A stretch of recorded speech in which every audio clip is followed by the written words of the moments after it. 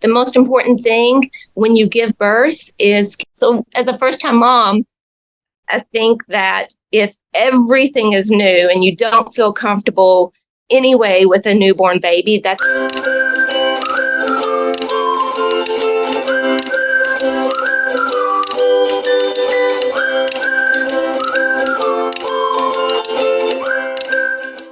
Hi guys, thank you so much for watching us today.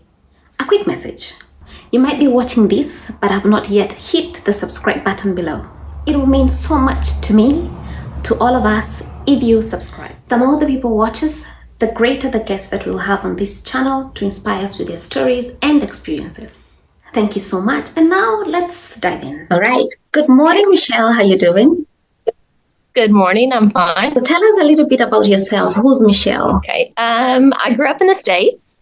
I have my nursing degree. I studied there in Kentucky, and that's where I met my husband, who's Cypriot, so that's how I'm here in Cyprus. I worked in pediatrics for a little bit in the States, and then I moved here to Cyprus in 2001. And I obtained my IBCLC, which is the International Board Certified Lactation Consultant, in 2011. And so I've been working here in Cyprus privately in Limassol and at EC's clinic in Nicosia. I've got 4 boys. You have 4 boys? Yeah. Oh, so we're busy. I can imagine. And how old are they? My oldest just turned 18, and then I have a 14-year-old, a 10-year-old, and 7-year-old. Oh, beautiful, beautiful. And how did you end up in lactation? Because I had my nursing degree and I worked in pediatrics. I think that helped start, just having the medical background. But whenever I moved here in Cyprus and had my first baby, I wanted to breastfeed, but I knew nothing about breastfeeding, nothing at all. The breastfeeding rates in the States, in Kentucky, are very low. So, I didn't even know anyone who had breastfed at all. And then coming here, there was also very few women who breastfed. There was not a lot of support, not anyone really to turn to. And actually the pediatrician that I was seeing then, she was getting her IBCLC degree as well. And so that kind of, I guess, sparked my interest. Being a first-time mom, it must have been challenging for you to not even have support because you're living abroad and then you find people who are not actually breastfeeding. How did you navigate these, and did it actually keep you from breastfeeding or pushed you to breastfeed more? Once I make my mind up that I want to do something, then usually I'm very gung-ho to do it and complete it. So I think that was part of it. With the medical background, I just think, it just made me feel more relaxed about knowing that my body could do it.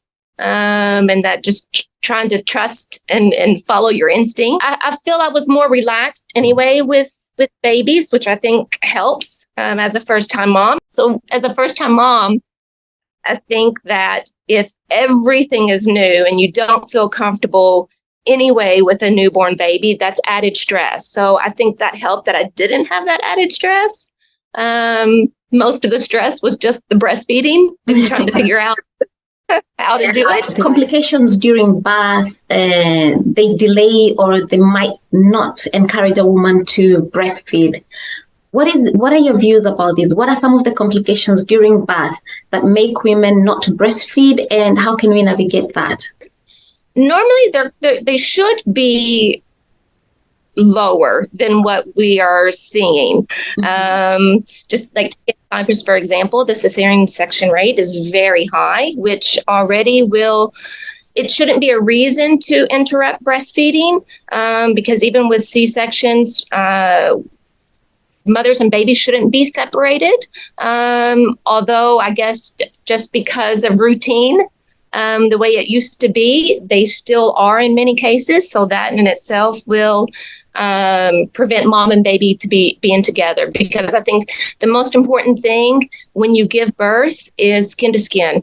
Skin to skin immediately at birth is recommended for, healthy term newborn babies, whether it's C-section or vaginal deliveries. And I think that would help increase at least some of the success or getting off to a better start with breastfeeding. So after these complications, many women are going back home with their babies, probably with or without support from the nurses at the hospital.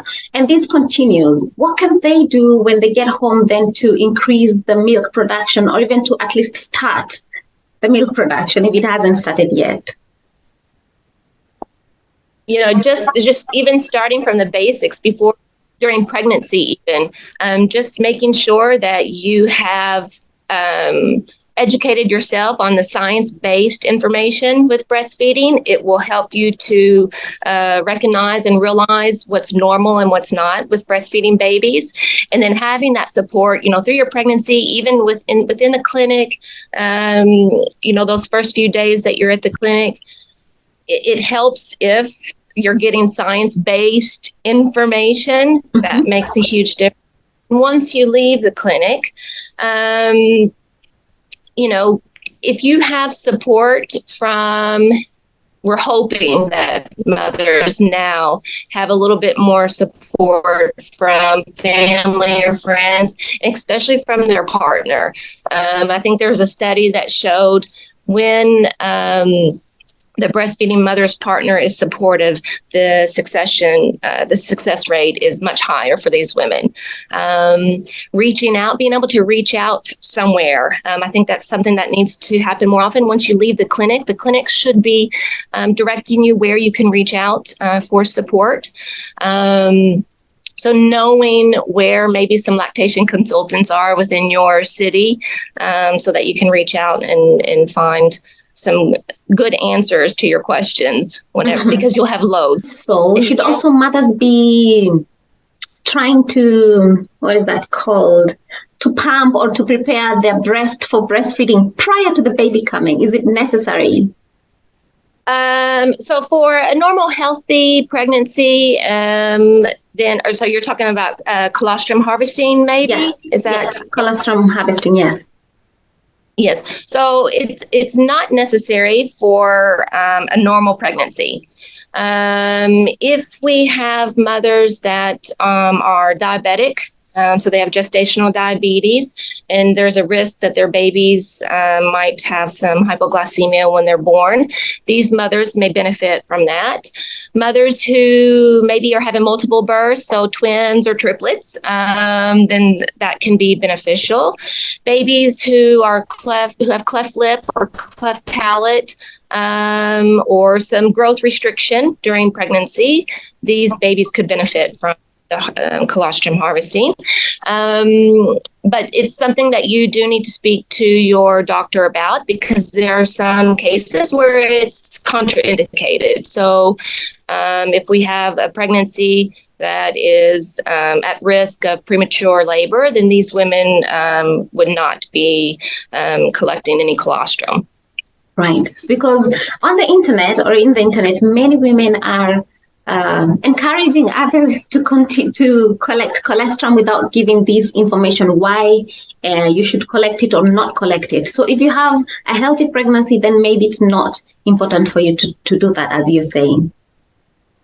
It's not so important, but if some others, let's say if they had a really terrible first experience with breastfeeding, their second pregnancy, if they are, if it's a normal pregnancy and they get the okay from their doctor, then, I guess it's not contraindicated. But I don't want to say that it's something that you have to do to cause that stress of something else to do to make sure breastfeeding does go well. Because it's not completely upon that, collecting the colostrum beforehand. Great. Thank you for making that clear. So another thing that probably many women and babies struggle with is the latch. So yes. How can we help our babies to latch? And should we even be helping them? Maybe they know how to latch. Most babies, they are designed to kind of know what they're supposed to do once they're born, if you do that skin to skin and they do that natural crawl to the breast, because they can do that, giving them time in the beginning to kind of figure out what is going on. They do have that instinct to search for the breast and latch on. But just like with everything else, practice makes perfect. So it's like learning to ride a bike, and it's for both mom and baby. It's a team that you have to work together. Sometimes the teams are off. You're not always on the same track. So, of course, there's going to be times where you feel like you can't latch your baby. You feel like your baby can't latch on naturally. But there, of course, in the first, several weeks, it's not always going to be perfect because they are learning how to perfect it themselves. But there are things that we can do to help the babies. And help yourselves. The first thing, again, is taking a class that talks about the latch and the positioning of the baby. The latch is completely dependent on the position of the baby. So if you are not holding the baby so well, there's no perfect way, let's say. I want to make sure that's clear. But there are a few things that I always tell moms is to remember tummy to tummy and nipple to nose. And just knowing those things, we want to make sure the baby is aligned well. The head is not crooked and turned a different way, because that can interfere with a really good latch. And the skin to skin immediately and letting that baby kind of naturally find the breast. Most babies born vaginally, term babies, they can find the breast on their own within the first hour. Okay, this is babies who don't have the mothers didn't have any kind of medication, of course, during the labor and things. So if the mother did, then that might delay it a little bit. But normally we say, let the mom and baby kind of lay there together and skin to skin until the first latch, until the first feed is over. And that first hour, it's the golden hour. So if we get the baby, to the mother and breastfeeding within that first 1 or 2 hours, it leaves a bit of an imprint in the baby's brain. So it makes it easier for the next times. Doesn't mean that, okay, the latch perfect, from then on out, but it does help. And just kind of following the instincts of the baby. You kind of let the baby lead while you are there responsible to position them well. In the clinic, this is where some mothers struggle a bit because they get a lot of misinformation or different views from different nurses or midwives because there's not kind of a set standard that they're teaching in the clinic. So there's lots of confusion, which causes the mom a little bit of stress and you're not sure what's going on. One of the things is nipple pain in the beginning. That can tell us a lot about a latch. In the first week of breastfeeding, some women can have some nipple stretching pain. Nipple stretching pain is just, a baby can be latched really well and the mother still have some nipple stretching pain. But the difference is it's only the first kind of 20, 30, 40 seconds or so of that initial latch. And that will usually go away, throughout the feed then. And within the first week, the pain will be gone. But even in the first day or two, if you have a baby who's latched onto the breast and you're having pain throughout the feed, that's an indication that the latch is not good. And so we want to try to correct it from then so that we don't have the breakdown of nipples, cracked nipples, damaged nipples that are bleeding. So if we can find that early, then we can maybe help prevent some of that pain and discomfort that moms are having. And I think that is kind of where things get misinterpreted, that it's okay to have a little bit of pain in the beginning. It's normal, because pain perception, of course, is very dependent on each woman. But the difference is in that first minute of about Latch. There are some things that I have noticed or read on the internet. Again, this is where I'm getting information about lip tie and tongue tie and how that affects the latch. And when do we notice this, and how can a mother actually identify this if it's not identified at the hospital, of course? Yeah. So tongue and lip tie. So tongue tie is when the band of tissue, the frenulum under the tongue, is too short or too close to the tip of the tongue. And the lip tie is the tissue that connects the lip to the gums, and when that is too short. And those can be corrected by a surgical incision with surgical scissors or with laser. It can be identified as early as the first day and treated on the first day. It depends on the severity, I think. It's the tongue and lip ties are very controversial issues now with medical professionals. In Cyprus, I think that a lot of the medical professionals are not quite up to date on how a tongue and lip tie can affect breastfeeding. And I think that also influences then how they're diagnosed.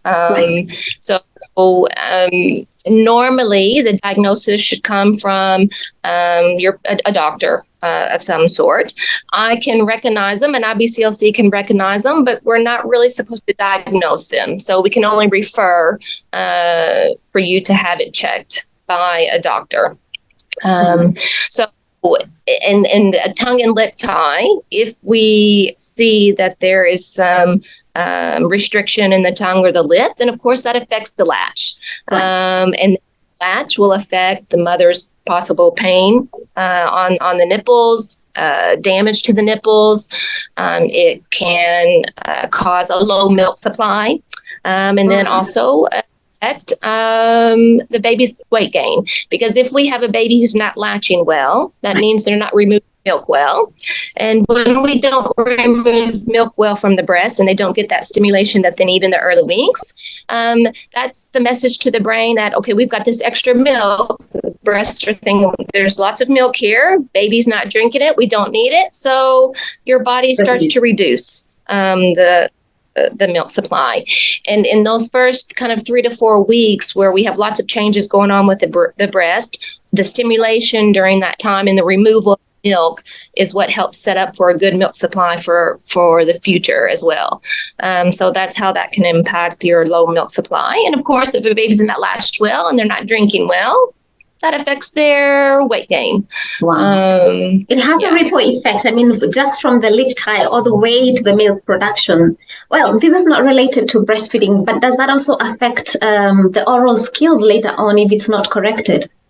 Yeah, sure. It depends on the restriction, I think, the severity of it. That can affect speech and also and just digestion. The tongue is the first kind of step into digestion. So, sure, it can affect that as well. We see babies with tongue tie who are very fussy and colicky. Something about the nipples, which I came to learn myself. The different shapes, and that also affects how breastfeeding goes. Could you explain that? Yeah. So let's say the size nipples are all sorts of shapes and sizes. Yeah. It's not necessarily the nipple size or shape that determines whether the baby can breastfeed or whether a mother can breastfeed, because you're going to produce milk. And when a baby is latched well and they're not latching on only the nipple, they should be taking a good portion of the areola. So when that happens and they create a good vacuum pressure, even with flat or inverted nipples, let's say, it should pull that out. But there are some babies that do need that oral stimulation of the palate begin suckling. So a flat or inverted nipple can cause some difficulties, let's say, in the beginning for the baby to kind of initially start their suckling. A baby who's not suckling then is not going to latch onto the breast, let's say. Also, these women with flat or inverted nipples, I think that they do have a bit more sensitive nipples because if you can imagine that every time the baby is feeding, they're pulling that nipple out and stretching it more. And then once the feed is done, they do naturally start to go back. So some women can have a little bit of extra sensitivity. It is kind of another obstacle, let's say, for some moms. But you will find that there are some babies that can just latch right on, even with flat or inverted nipples, and they breastfeed just fine. So this week we are celebrating celebrating breastfeeding and encouraging women to breastfeed as well. The theme, of course, is about supporting women who are working to breastfeed more. Have you met women who are going back to work or who are working? What kind of challenges do they tell you they have? So mothers who are returning back to work for Cyprus, I think for the first baby you get 18 weeks. Is that correct? Or maybe it's you have to take 2 of those weeks, I think, before you give birth. So basically they have about 4 months. Right. And then most have to return back to work. And it's a stress for a lot of women because if they have this goal that is set for 6 months, I think a lot of women, they do whenever they want to breastfeed, they want to get to that goal of 6 months because that's what's recommended by the World Health Organization. And so you've got those 2 extra months that when you're back at work, you have to pump to keep up your supply. And so trying to making sure your employer gives you the time that you're allowed is important. And for Cyprus, because they're in the European Union, the employers are required to give you the time and the space and the facilities to be able to pump express privately or even to breastfeed your baby if you have someone to bring your baby to you. So I think pumping in general is very stressful for women when they're at work, and then also getting your baby to take a bottle.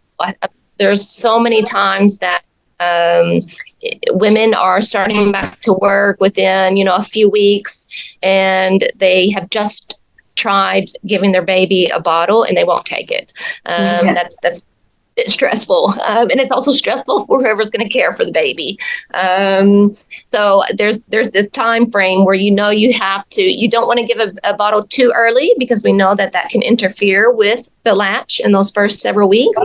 Then for mothers who are going to go back to work, there's kind of the catch that you need to give a bottle at some point.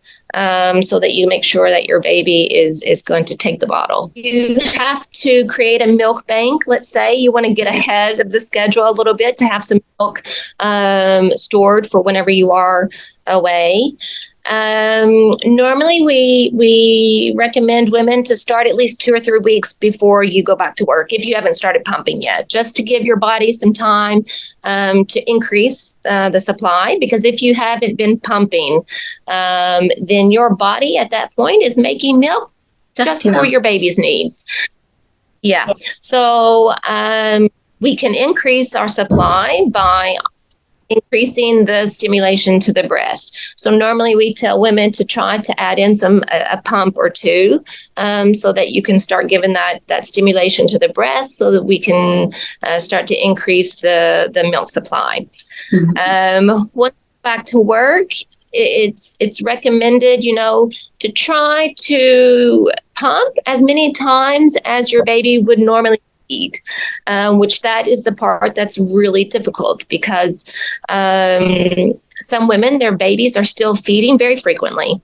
The way the breasts work, it's not like you can just pump some milk out and be done, and that's it. And have this kind of perfect time, let's say, between each pump. That's not normally how breastfed babies eat anyway. They kind of should be feeding on demand. And okay, at that time, 3 or 4 months in, there are, babies who have a bit of a routine, let's say, but there are still babies who feed, every 2 or 3 hours, which is very normal in the first 6 months of breastfeeding when you're exclusively breastfeeding. So that's difficult to maintain at work. Try to go and pump every 2 or 3 hours. It's not so easy. And all of that stress can also inhibit your letdowns. Your letdowns is when your milk is flowing the easiest. And all of that kind of piles up and adds up.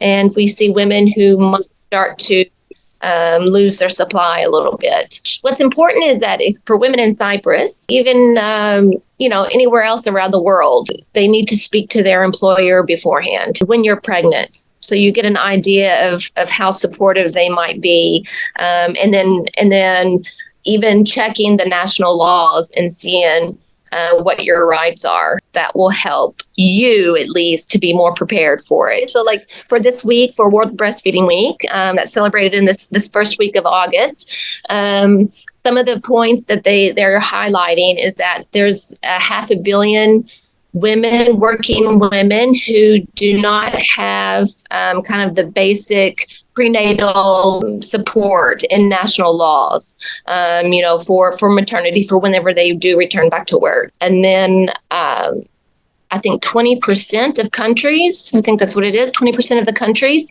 the employers have kind of paid time given to their employees. So it's 20% is nothing. Now, talking about increasing the milk production, are there some kind of foods that you would recommend women to eat? Generally, there's no proven studies that show a particular food or supplement that will increase the supply. But there are loads of foods that are recommended, that you read about or you hear that other women have tried and they say it works. So I think oatmeal is one, even garlic is one, although garlic in some countries is a big no. So it depends on where you are coming from as well. There's some supplements that you can get, at the pharmacy and things that are supposed to help increase supply. But even if we get some increase in supply with those foods or supplements, if we don't remove that milk and keep removing that milk, then we're going to have a decrease later on. So you can have this initial increase, but if we're not removing that milk, so if we're not feeding the baby enough times in this 24-hour period, babies should feed 8 to 12 times. Normally, most women, they cannot feed less than 8 times. Of course, there's always the exceptions to the rules, but normal is 8 to 12 times to either feed or pump. So it's not like this, when you say 8 to 12 times, then you might find a woman who will say, okay, I have to do it at least 8 times. And then she'll say, oh, well, my supply is still low. Then that probably means 8 times is not enough for your body to produce enough milk. And so maybe you need to pump 10 times or you need to feed your baby 10 times. Depends on if we're talking about women who are exclusively breastfeeding, women who are doing both, let's say, or exclusive pumpers. Is it possible to do all this, pump, breastfeed, eat, and still still have low milk production? There are some women who just cannot produce enough milk. It's a very low percentage. They used to say it was between 2 and 3%, but now I think they are finding that it is a little bit higher. So I think in most cases, we are seeing women who have this perceived low milk supply. So maybe from the baby's behavior, let's say, the baby breastfeeds, 5 minutes later, they're fussing and they're eating their hand. So it looks like they want to feed again, which is normal if we have a baby who is gaining weight well and having a good output with their urine and stool. So, but there are women who do have low milk supply. That can be maybe a hormonal issue, or it could be a glandular tissue issue. So not enough glandular tissue to produce the milk. But again, it's a lower percentage than what we hear. Right. We often hear so many women, say that they don't have a good supply. Many times it can be just the mismanagement of breastfeeding. So in those first weeks where breastfeeding you need a lot of stimulation at the breast. And babies should be breastfeeding very frequently.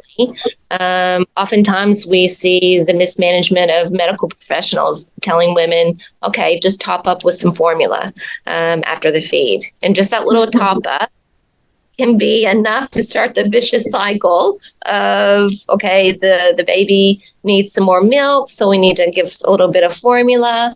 The mother, maybe she's not advised to pump, let's say, during that time. And so the less stimulation we give to the breast, the less milk that we start to produce. The latch can affect whether a mom has a good supply or not. So that's not that she can't produce the milk, let's say. That's because the baby is not latched well, not removing the milk well. And so that can in turn decrease the milk supply. And so catching that early and making sure you've got good support to help you realize when the latch is correct or not. That can help overcome that quickly. If we have women who are going weeks with a poor latch, then over time we can see women who do have also low milk supply because of that. Are there any other misconceptions that women have, and this also has affected how they breastfeed their babies? Oh, there's tons of myths. One is the idea that you don't produce milk in those first days of breastfeeding, so the colostrum phase. So oftentimes we see women, and even in the medical professionals, to say that, okay, your milk hasn't come in yet, so you need to give formula. The colostrum is milk. It's condensed, full of nutrients. So small amounts is perfect for your baby at that time, as long as we've got a normal, healthy baby, of course. And in those first days, we have a baby who it seems to be constantly on the mom, especially starting from the second day. And I think that is something that maybe it's scary, thinking that, I'm not giving my baby enough milk, let's say. And so you have that pressure and stress of making sure your baby is being fed well. But, the expectations for a normal, healthy baby, a normal pregnancy, mom is going to produce the colostrum. The baby is going to latch on and feed fairly well. And if we watch the pees and poops of the baby in those first few days, then we should be okay. Another myth or misconception is small breasts won't produce enough milk. So the breast size is determined by the fat tissue, the adipose tissue. The glandular tissue is the milk-making part of breastfeeding. And so those are kind of two separate cases. So we can have mothers with very large breasts, let's say, but if she doesn't have enough glandular tissue, then she may not produce enough milk. So it's not the actual size of the breast that determines that. The types of food that you eat, that you have to follow a very strict diet, that's not necessarily true. Diet it has little influence on the milk making of your body. So it does affect the mother, though. So if you're not eating a healthy diet, let's say, you need an extra kind of 350 to 500 calories a day just to produce milk. So it's good for you to eat well and be hydrated so that you can feel more relaxed and healthy, and be able to kind of get through those first several weeks of breastfeeding. That you can't take medications while breastfeeding. Most medications are safe, and if there's not, if you can't take a medication, normally there's an alternative. Some other myths is the women who maybe have dental procedures or x-rays, CAT scans, MRIs, they're oftentimes told that they have to stop breastfeeding for a certain amount of time, but you don't have to. You can do all of those things while breastfeeding. What about wine? Anything else? Wine. Alcohol is okay to drink while you're breastfeeding. Of course, everything has to be in moderation. The alcohol level in your breast milk is similar to your alcohol blood level. It doesn't make women feel good to hear this, but it is a bit true that if you can drive your car, you can feed your baby. It's more about handling your baby after having alcohol, because the amount of alcohol that passes through to your breast milk is quite low, very low.